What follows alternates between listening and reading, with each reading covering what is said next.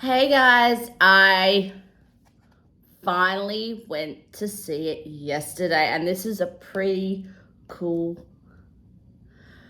Yes, to my mother's chagrin, I picked up the souvenir cup, which is pretty cool. That actually moves. But onto the story. I'm gonna have that zoom right in. Fast X. Definitely has lived up to what I expected. It definitely had that family element running straight down through it, and this very much feels like a continuation of number 9 with that little bit of post-credit scene that we saw at the end of 9 being really fulfilled when Han and Jason's character met at the end of number 9. That really paid off because we actually saw the continuation of that scene. I thought that was a brilliant way to bring Jason and the actor who plays Han back together, because they have not seen each other since the end of number 6 when Jason actually killed him. There's definitely had a lot of wacky craziness, and this felt very much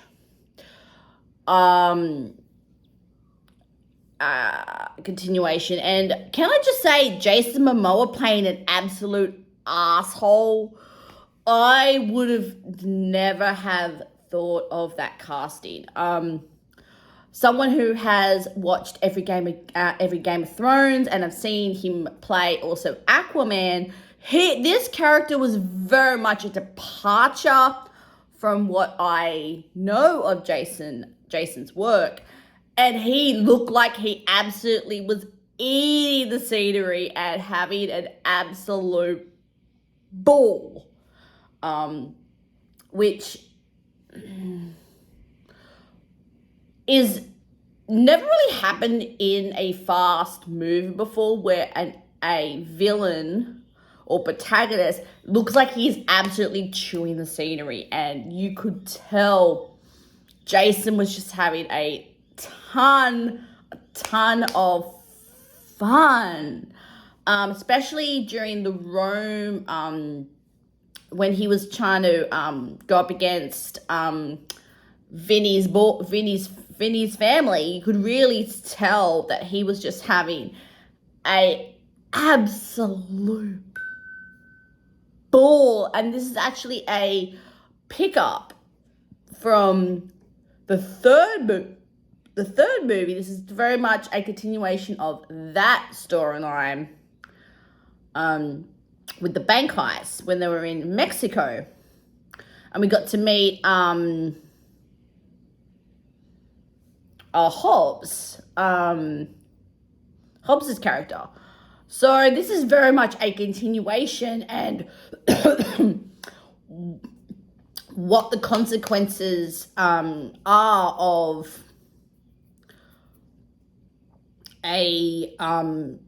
their actions, because Jason specifically is a relation. I'm not sure. It's not really stated whether he's actually a blood son or a son of the bad guy we remember from the third chronologically, which is the 4th movie.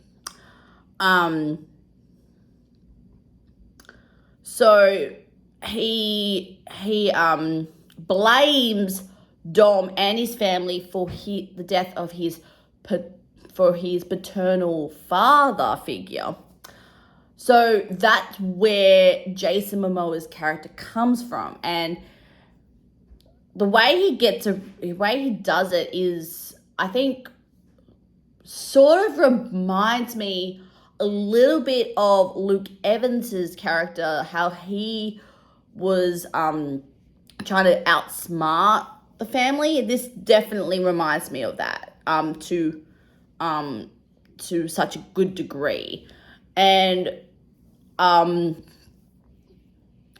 thought it was, I was spoiled about this little mini cameo in the plane scene where John Cena and Dom's son are in a plane. You actually, the hostess that helps out John there is actually Paul Walker's actual daughter.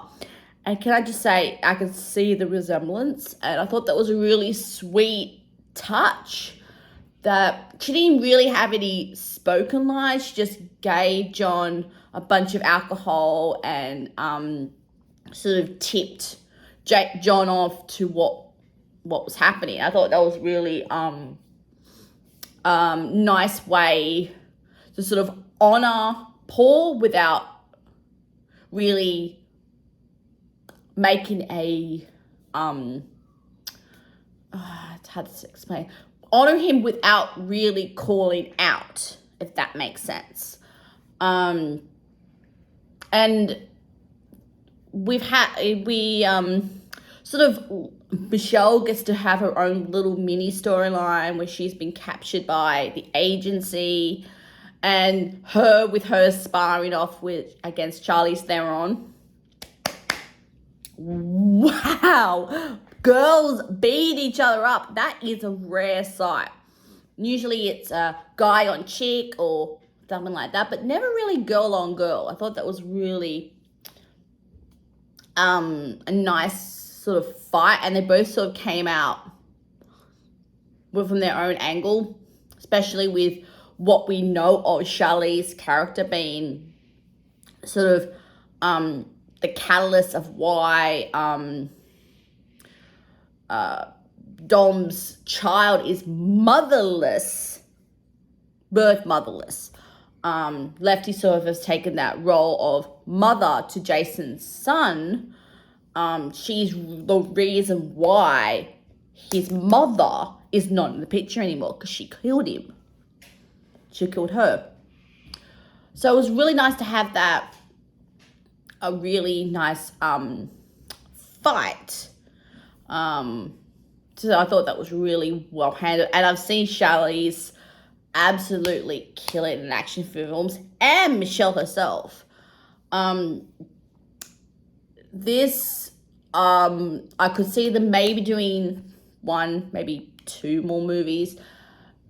And I'd love to see how, because we know for a fact that Jason and the other agency guy is still alive, which means they could come back for the 11th movie, which is a rarity that a villain stays a villain between movies. Because don't forget, that is how we got Hobbs, part of the family, and Jason as part of the family now. They weren't villains, turned family. I don't think it's going to happen with Momoa. He's got too much hate across his eyes for him to become part of the family. And I think there's definitely a lot of loose ends that need to be picked up. You could definitely feel that this wasn't a stop at the end of the movie. There is more to come, which I thought it works but doesn't work, if that makes sense. You feel like this is a chapter, not a solo movie. It's a chapter of a movie, not a solo movie. Because you could watch Tokyo Drift as a solo movie, or Number 6 as a solo movie. Number 10 does not feel that way. It feels like a stepping stone. Because of some of the loose ends we've got in this movie, this really feels like a chapter 10, not movie 10, which is very as a fan, makes you want to be hungry to see what happens, But if you were going in, I think this franchise, if you went in without even seeing the original 9, you could take out Tokyo Drift. You could take out Tokyo Drift. But if you haven't seen the original, you could even take out Tokyo Drift and Hobbs and Shaw. You could watch them independently. But this one, if you went in cold, you had not seen the original 9 movies and walked into this, you would have, it does catch you up a little bit, but you won't get the feeling behind a lot of the characters and their decisions and why they are fighting so hard against Jason Momoa's character. You will not understand why. So there's very much hit and misses when it comes to franchise movies, and that's one of them. Okay, have you sat through Fast 10? And are you eager to see where Dom and the family go next? Please write down in the comment section below, and hopefully it's not another 2 years between movies, because I want to know what happens. Bye.